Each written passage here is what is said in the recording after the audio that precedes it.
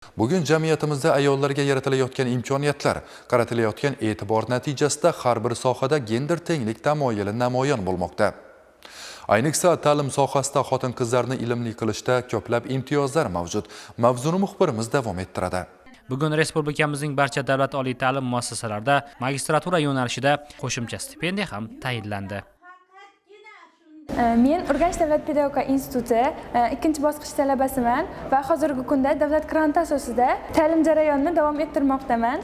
1-bosqichda davlat kontrakti asosida va qo'shimcha Qoraqalpog'iston Respublikasi talabalari uchun qo'shimcha kvota asosida o'qishga qabul qilinganman. Hozirgi kunda ijtimoiy himoya reyestri va davlatimiz rahbarining ayollarga qaratilgan e'tibori tufayli hozirgi kunda davlat granti asosida ta'lim olish imkoniyatiga ega bo'ldim va 1-bosqichda kontrakt bo'lganligim tufayli oilamiz biroz kontraktni to'lashga imkoniyat bo'lmaganligi yoki imkoniyat bo'lgan taqdirda ham o'zimning qo'shimcha ish o'rinlarida ishlashim tufayli o'qishimga ko'proq imkoniyat qarata olmaganman va hozirgi kunda davlatimiz rahbarining qo'shimcha stipendiyalari va oliy ta'limning qo'shimcha stipendiyalari orqali ham ta'lim olyapman, ham til o'rganishga vaqt ajratyapman.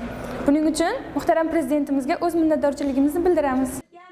Davlatimiz rahbarining oila va xotin-qizlarni tizimli qo'llab-quvvatlashga doir ishlarni yanada jadallashtirish chora-tadbirlari to'g'risidagi farmoniga muvofiq, davlat oliy ta'lim muassasalarining magistratura bosqichida o'qiyotgan barcha xotin-qizlarning kontrakt to'lovlarini shartsiz qoplash maqsadida davlat budjetidan har yili kamida 200 milliard so'm mablag' moliyalashtirish yo'lga qo'yilgan. Buning natijasida barcha xotin-qizlar hech qanday muammolarsiz ilmiy faoliyatga kirishishlari mumkin.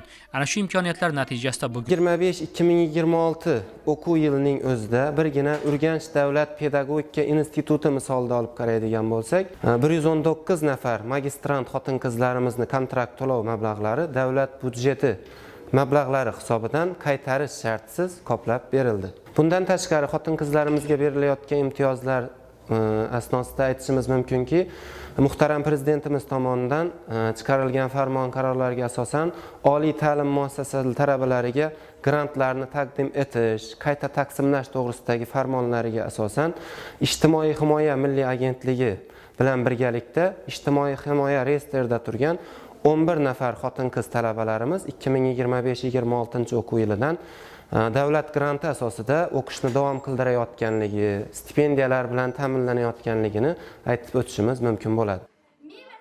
Birgina oliygohda 100 dan ortiq xotin-qizlarga ana shunday imtiyozlar mavjud. Bu esa yana shuncha oilada yurt uchun kerakli, bilimli avlodlar tarbiyalanishiga zamin yaratadi.